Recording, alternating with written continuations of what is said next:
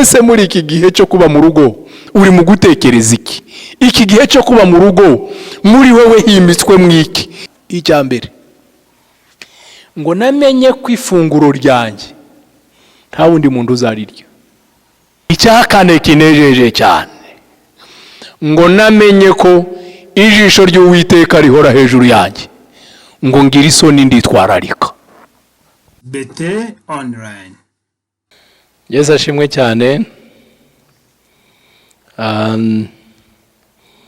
Nshimiye Imana y'Umwami wacu Yesu Kristo iyo iduhaye uyu mwanya ikatwemerera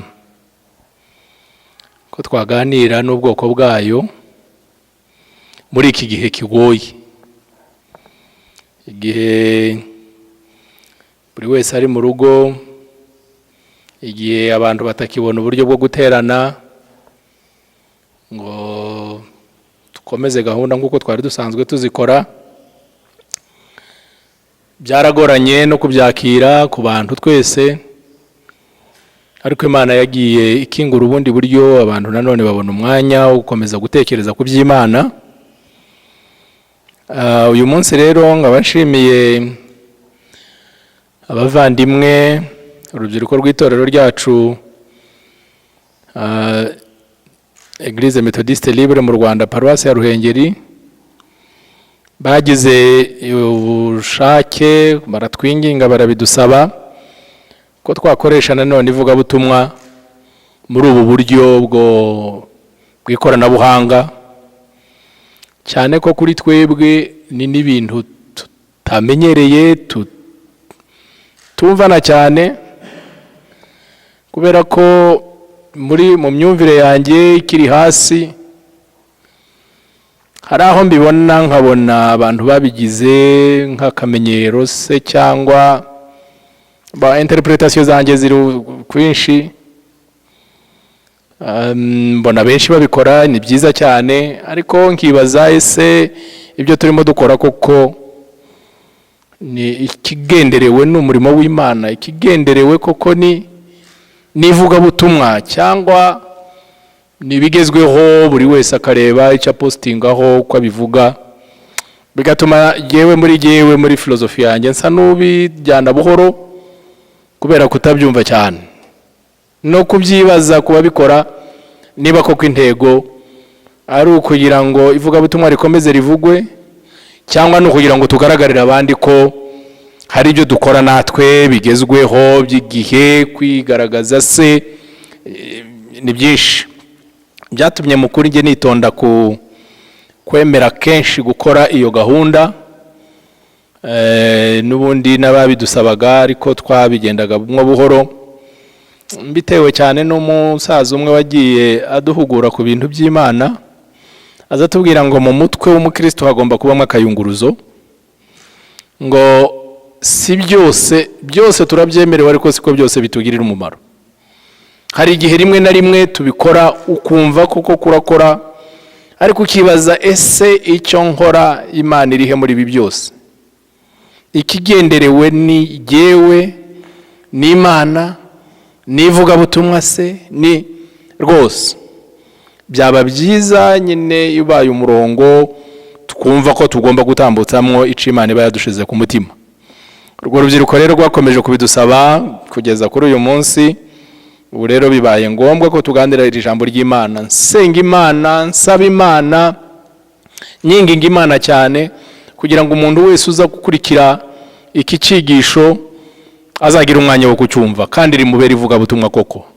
Ntibibe nk'uko natwe tubibona kenshi iyo babipostinze ntubihe umwanya ndiwumve ko bikureba tukabicaho, ariko ndifuza Imana ibidufashemo cyane kugira ngo iri bivugabutumwa rigera ku muntu wese uritega amatwi kandi rimubera ijambo ry'Imana. Iri ijambo ry'Imana iyo rigize icyo rihindura mu buzima bwawe, iri ijambo ry'Imana iyo rigize inkomanga rizana ku mutima wawe, iri ijambo ry'Imana iyo rihinduye umwifato ukagenda mu nzira Imana yifuza.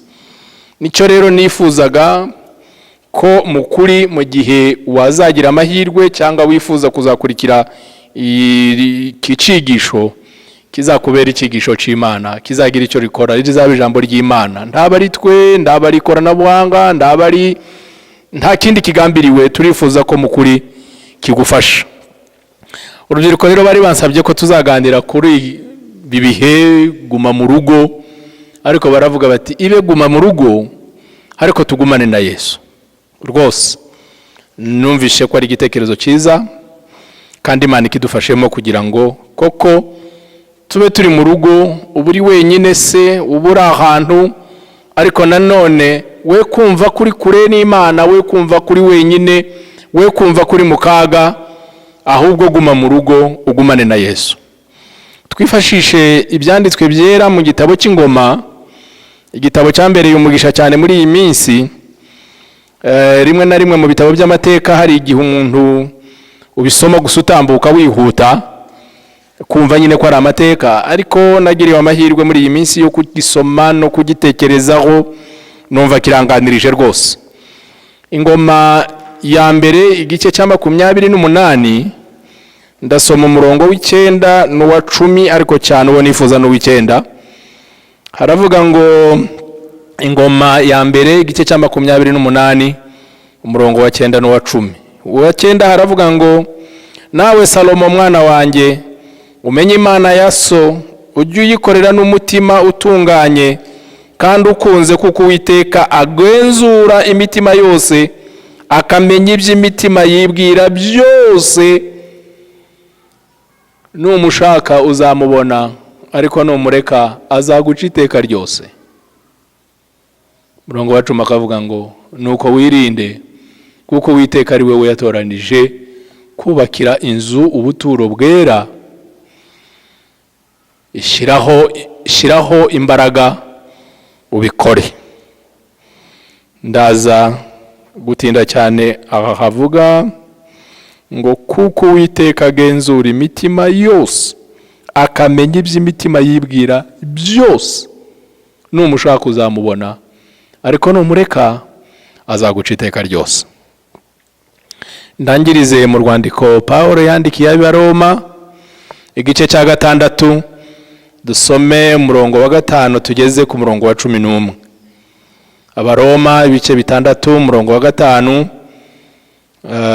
kugeza ku wa 11 haravuga ngo ubwo twateranijwe nawe gusangira urupfu ngurwe, niko tuzaba duteranijwe nawe gusangira kuzuka nk'ukwe.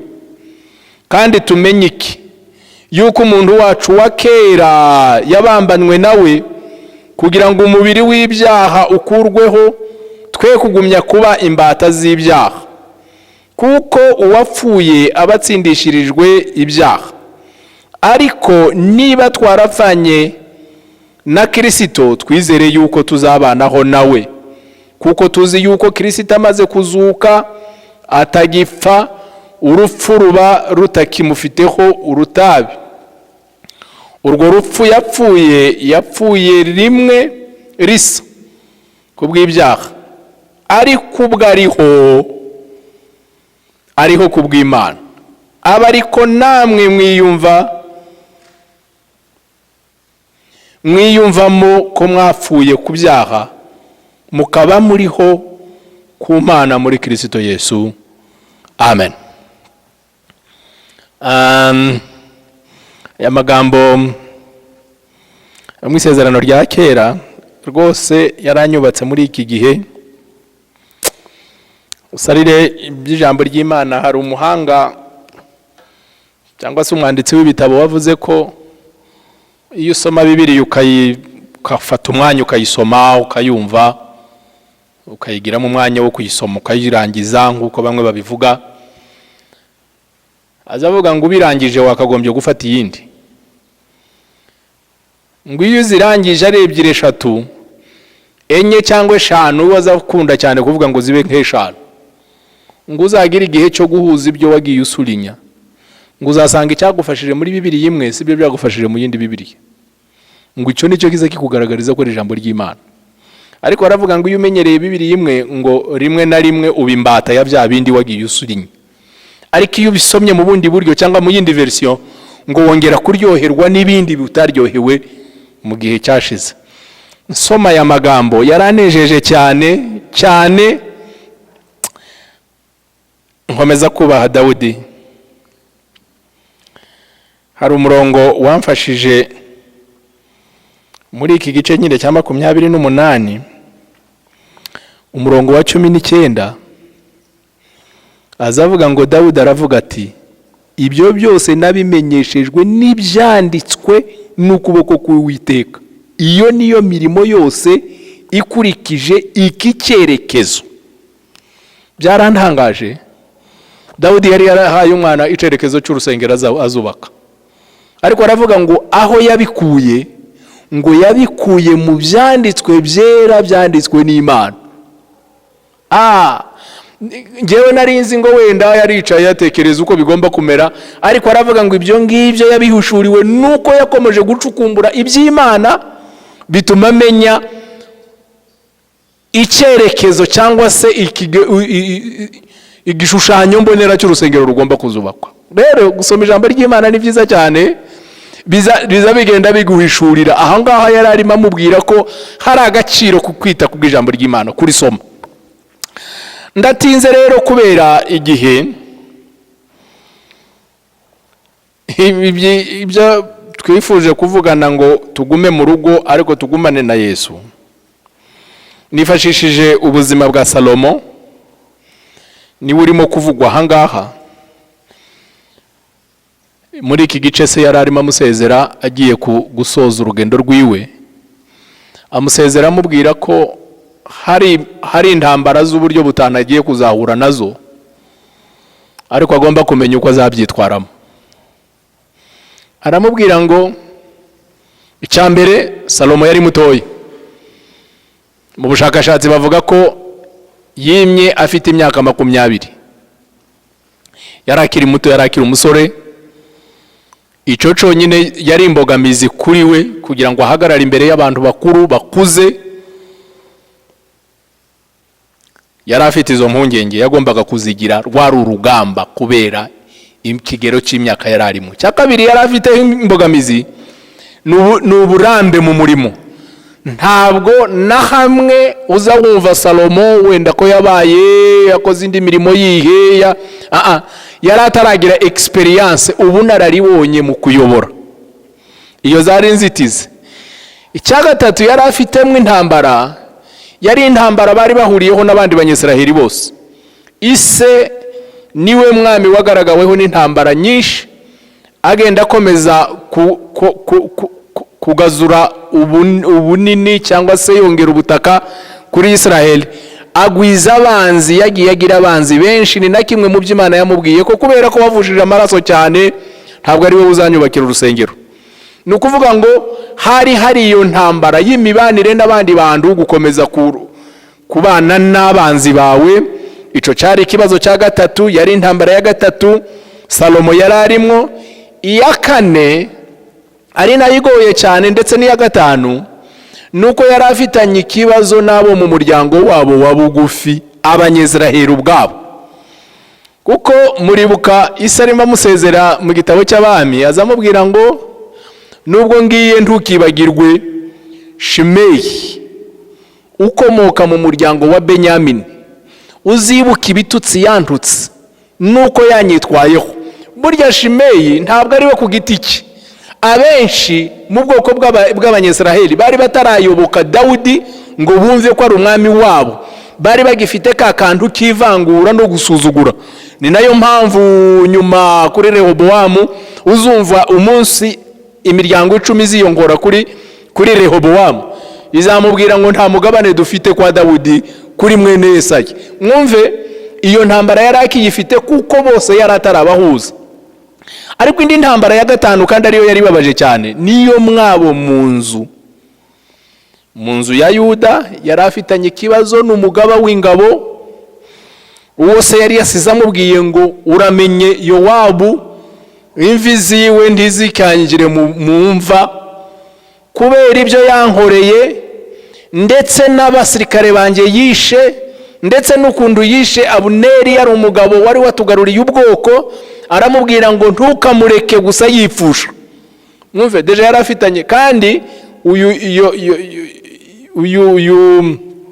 Yowabu yari umwana wa mukuru wa Dawidi, ni ukuvuga ngo yari wo mu muryango wabo wa bugufi. Ariko noneho no mu muryango imbere mwa ba Salomo, mu muryango wa Dawidi, mu nzu ya Dawidi, yari yagize ikibazo cy'umuvandimwe wiwe witwa Adoniya, niwe wari wimitswe kuba umwami kandi yabifashijwemo n'uyu Yowabu.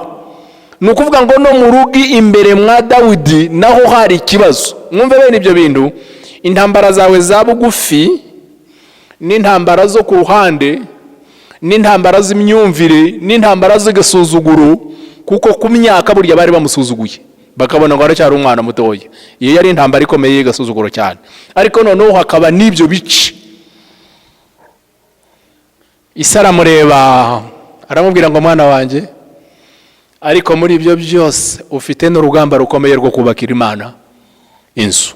Ni ukuvuga ngo yari afite n'ikindi kibazo cyo gukora umurimo w'Imana. Ariko mubwira ibanga, aramubwira ngo ibanga ni rimwe mwana wanjye, uze ugenda utinya Uwiteka Imana yawe, kandi ntumutinyire ku kanwa cyangwa se ku mubiri wo hanze. Aramubwira ngo uze umenya ko Uwiteka Imana yawe ari Imana izimenya ibihishwe imbere mu mutima w'umuntu.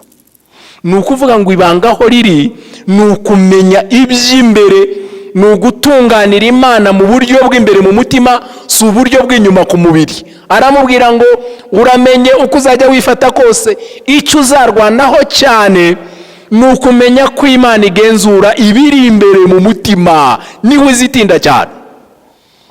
Imana ishimwe cyane. Ijambo ryaranyubatse kandi namwe ribafashe.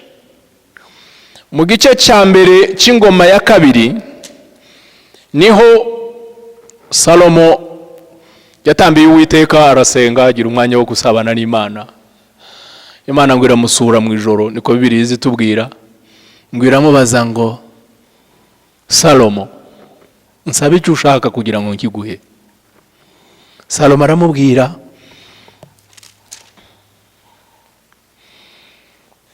ku murongo wa 10 igice cya mbere, aravuga ngo nuko rero none ndagusaba kumva ubwenge n'ubuhanga kugira ngo ntambagire igihugu cyanjye, niyereka abantu ninde wabasha gucira imanza abantu bawe bangana batyo. Urumva? Uwiteka aramubwiye ngo saba icyo ushaka. Nawe aramubwira, harya nababwiye ko yari afite intambara, umve ko atari yarigeze asohoka ngo ajye no kwigaragaza mu bayoboye, kubera ryapfunwe bwa bwoba, kumenya abamuzengurutse, kumva izo ntambara akagira ubwoba akagenda, nubwo yari yicaye ku ndebe, ariko nubundi yari ahantu atabohotse, yumva ko nubundi agifite ikibazo. Imana iramubwira rero n'icyo nzanshimishije gikomeye. Iramubwira ku murongo wa 11, Imana ibwira Salomo iti, kuko ibyo ari byo biri mu mutima wawe. Amen. Kuko icyo uvugishije akanwa kawe ari cyo koko kiri imbere mu mutima wawe. Bivuze iki? Bifite ibisobanuro byinshi, abantu bagenda babiganiraho, tubonye umwanya tuzagenda tubivuganaho. Bivuga ko icyambere natekereje, naravuze ngo Imana ntizigendera ku magambo tuvuga. Yego turavuga na kenshi tukavuga ibitari byo, ntinareba cyane ngo itinde kubiri inyuma y'umubiri. Za geste zacu dushobora gukora twigadagadura mu buryo bw'umubiri ngo tuyereke ko aribwo tuyigandukiye cyangwa tuyumvira cyangwa tuyisabye. Icyo Imana izireba gikomeye kuruta ibindi byose nuko icyo usabye gikomotse mu mutima wawe imbere. Burya yarasubije icyo se yari yasize amubwiye, aramubwira ngo mwana wanjye, mu byo uzavuga gusa imbere y'Imana uzubanza ugenzure ko koko ari byo biri mu mutima wawe, kuko nibyo Imana izireba ni nabyo igenzura neza. Imana iramubwira ngo kubera ko usabye ibiri mu mutima wawe, aravuga ngo n'ibindi byose ndabiguhaye. Ntiwavuze ngo abanzi bawe babandi bose. Ntiwifuje ngo umukire kugira ngo bagutinyire kuko uri umunyacyubahiro. Ntiwigeze wirebaho mu buryo bw'umubiri, ariko umbwiye ko ibyo nzi ko ari byo urimo kurarana mu gisasiro ukabigendana usenga ari byo umbwira, ko umbwiye ibiri mu mutima wawe ari byo mbona. Aramubwira ngo n'ibindi byose utavuze ndabiguhaye. Imana ihabwe icyubahiro cyane. Ibi rero bifite icyo bitubwira twebwe abariguma mu rugo ariko twifuza kugumana n'Imana. Iby'Imana ntabwo ari iby'inyuma ku mubiri, nta nubwo nta naho bihuriye n'ibi byose murimo kumva bibayeho. Imana iracyari imitinda ku byo utekereza imbere mu mutima wawe, naho ni wihagaze. Ese iba arimo ibyo arimo avuga uko arimo yitwara niko koko biri imbere mu mutima wiwe?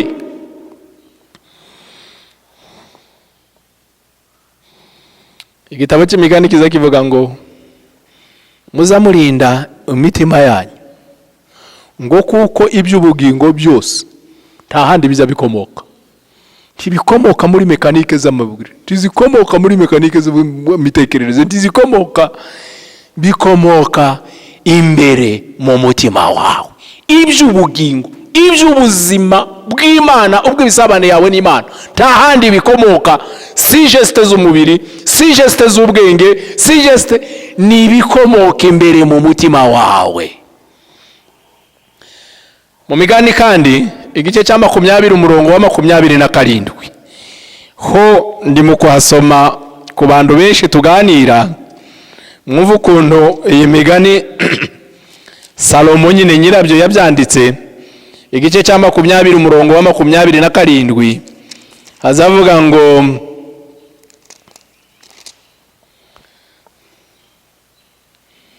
umwuka w'umuntu n'urumuri yahawe n'Uwiteka rusesengura ibihishwe mu mutima. Umwuka w'umuntu n'urumuri yahawe n'Uwiteka rusesengura ibihishwe mu mutima. Niba twifuza kubana n'Imana muri ibi bihe no mu bindi bitari ibi ngibi, no mu bindi bihe bizaza tutaramenya, ubukene dufite si ubwo kubana n'Imana umubiri ku wundi. Ntaho bihuriye ibyo hanze, ntaho bihuriye n'iby'Imana. Icyo Imana ishaka ni imbere mu mutima wawe. Umurimo w'Imana nta handi uba. Umurimo w'Imana, imibanire y'Imana n'umuntu nta handi bibera. Si ubukene dufite ngo ubwo tutagiterana twumve ko twegeranye ngo nibwo Imana ihari. Oya, icy'ingenzi ni imbere kuruta inyuma. Igitabo cy'Abaroma twasomye, abahanga baza bagishira mu bice bibiri.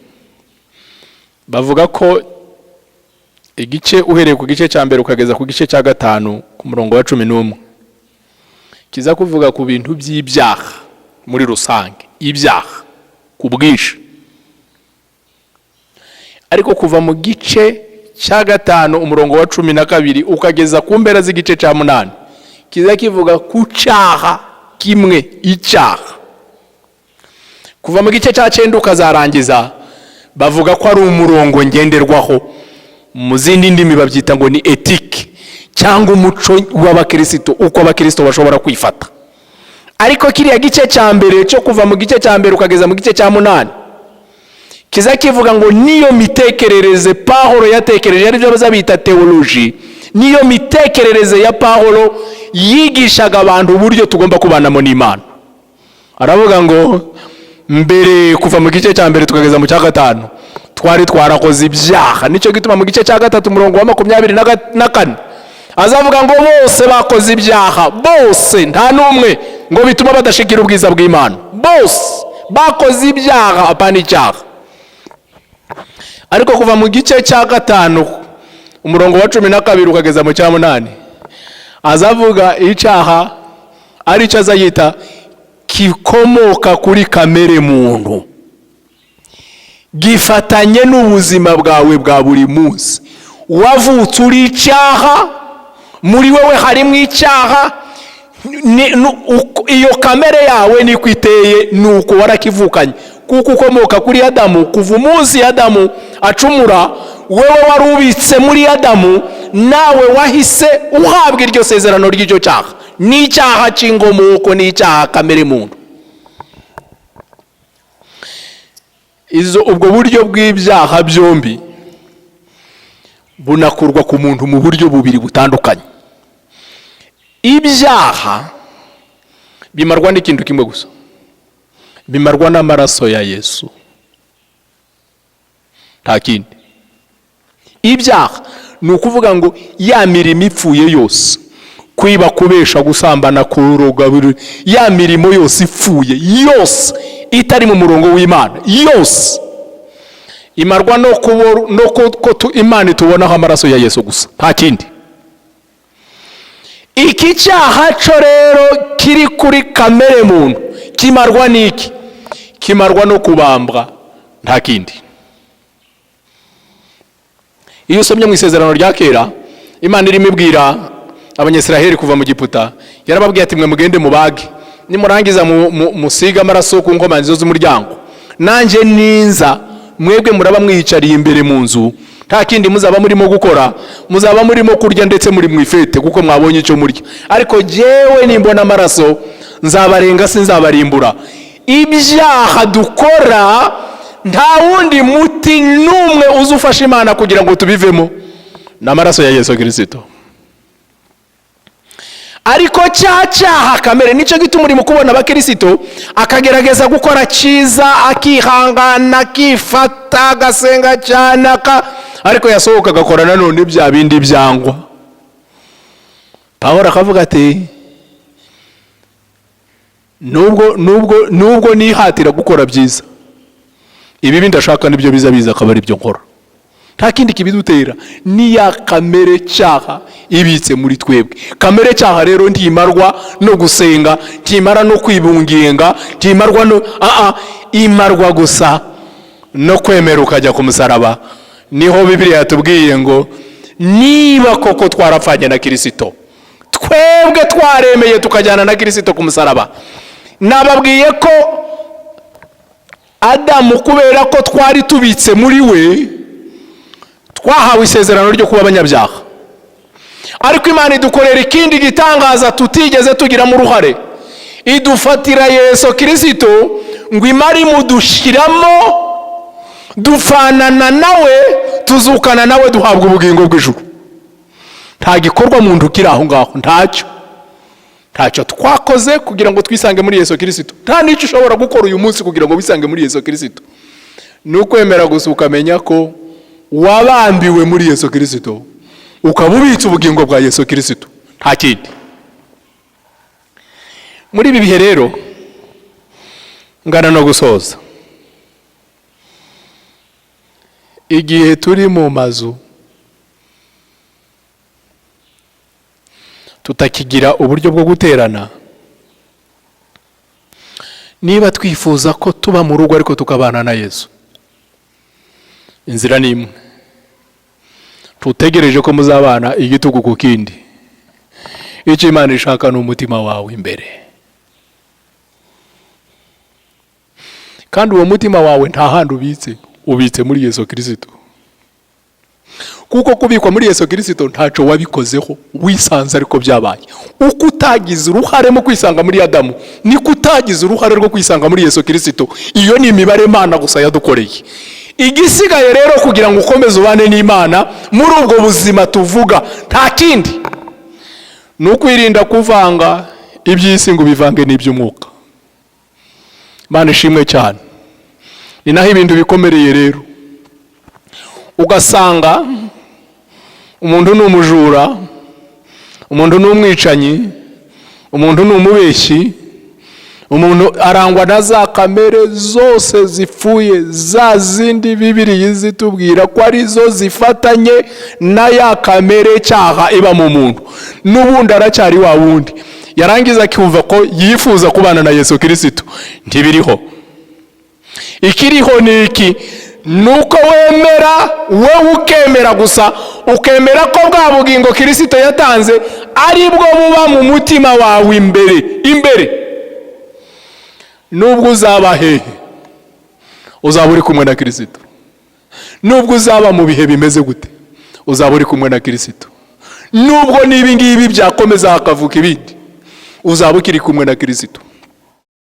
Hari umupastori tugize iminsi tuganira, muzi ko ibi bintu bitangira abantu benshi bakomeje kwibaza ngo ese bizagenda gute. Nganira n'uwo mupastori, twakomeje guhana n'ubuhamya, tugeraho tuvuga ngo aho twagiriye amateraniro yo mu rugo ni naho twungutse cyane, haba mu buryo bw'umwuka no mu buryo bw'umubiri. Hari abantu benshi muri ku kwezi cyangwa se muri iki gihe aribwo batanze 10% kuruta uko bari basanzwe bagitanga.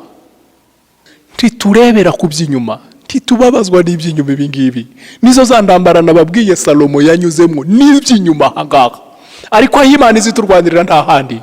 Niba mwemeye akabana natwe mu mitima yacu, tukemera gusa ko amaraso yiwe tugaragaraho n'ubugingo bwiwe bukaba muri twebwe bukibura icyaha, tuzaba turi kumwe na Yesu Kristo nubwo uzaba uri wenyine. Yohana yagiye mu mwuka ari wenyine ku karwa ka Patimo, ari mu gifungo cyo gushyirwa ku ruhande wenyine, nta wundi muntu bari kumwe. Aravuga ngo uwo munsi ngo ndi mu mwuka, ngo numva ijwi rivugira inyuma, ndi mu mwuka ari wenyine. Ntabwo rero tugomba gutinya, ntabwo rero tugomba kugira ubwoba, ntabwo rero tugomba kwicuza no gukomeza kubabara cyane. Icy'ingenzi ni ukumenya umutima wawe.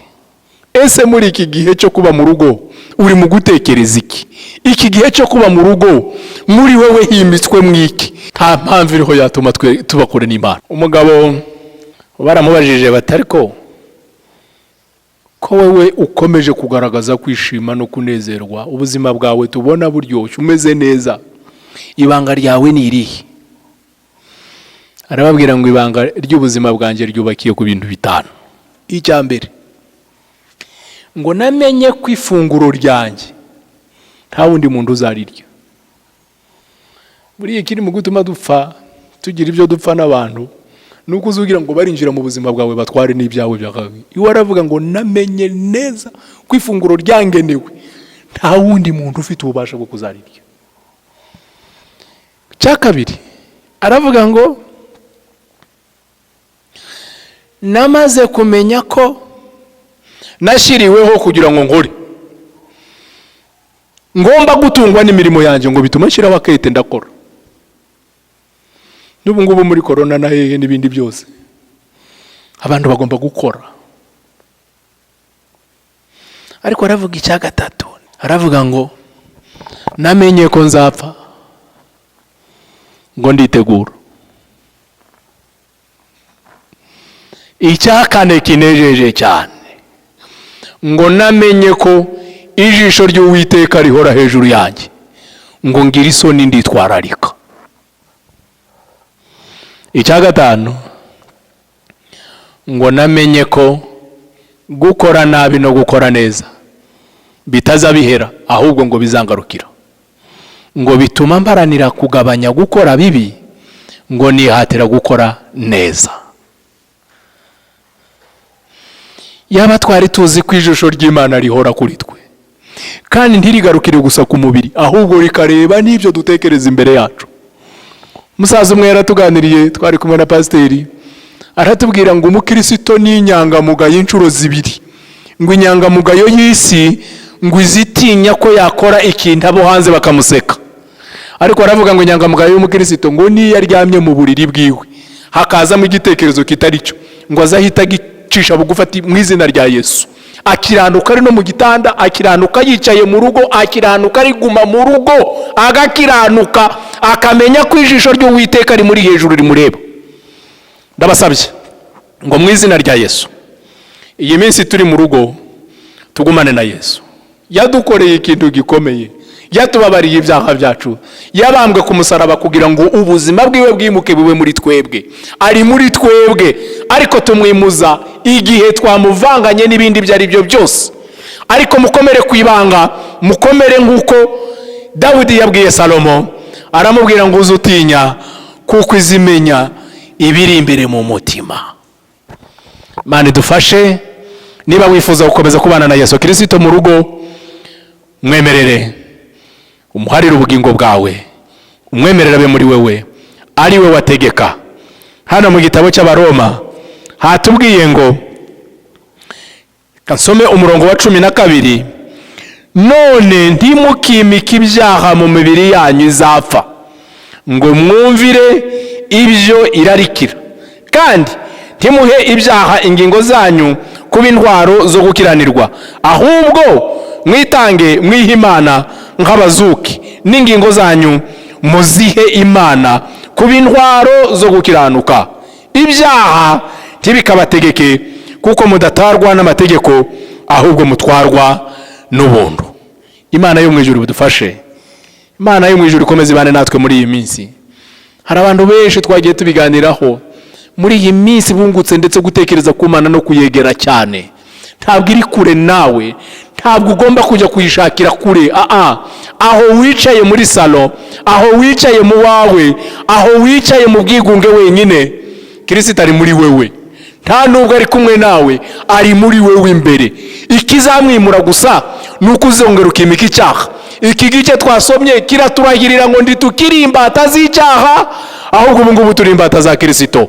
Bibiri ikavuga ngo niwe mutwe, natwe tukaba itorero ryiwe. Ntaho rirajya rero, Kristo ntiyaduhanye, ahubwo ari hafi yacu kandi ari muri twebwe, ari kumwe natwe. Mukomere aho muri, mukomeze musenge Imana, kandi Imana izabakorera ibikomeye. Reka senge. Mana ikiranuka, reka ngushimire cyane. Ibi bihe byabayeho atari uko byagutunguye, ntituzi umugambi wawe muri byo, ariko ikwiriye nuko twebwe dukwiriye gukomeza guca bugufi no gukomeza kushakwa mu bushake bwawe. Bibiliya itubwiye neza ko utari kure natwe, ahubwo yavuze ngo nitugushaka tuzakubona, ahubwo nituguta nibwo nawe uzadukaraba, kandi nta mpamvu nimwe tubonye yatuma tuguta. Ndayo ahubwo wavuye mu ijuru uza kubana natwe, uza kuba muri twe. Niyo mpamvu Bibiliya itubwira ngo witwa Emmanuel, n'Imana iri kumwe natwe, n'Imana iri muri twebwe. Ikikwimura tukakubura tugakomeza kuba twenyine ni icyaha, kandi Yesu yagaragaye kugira ngo agikureho. Ndasabira umuntu wese uzumvira ijambo, ndasabira umuntu wese uzumvira ijambo, ngo mu izina rya Yesu rizamubera ijambo ryawe, rituma akomeza kukubika mu mutima, areke kukubita hirya no hino kubera ibibazo biriho, ahubwo byatugaragarije ko n'ibindi byose uzubidutsindira, ndetse ukanaduha ibirenze, igihe cyose imitima yacu ikomeze kuba iboneye imbere yawe. Sabiye umuntu wese uzumvira ijambo kugira ngo rizamwubake, ndakumve ko ari wenyine, ahubwo wimuyicica ruva mu ijuru, usigaye ubana natwe. Icyaha nicyo kikudukuraho, naho ibindi byose warabidukoreye, kandi wanabidukoreye nta ruhare rwacu twashizeho. Sabye nizeye niringiye kuko bidukoreye, ni mu izina rya Yesu. Amen.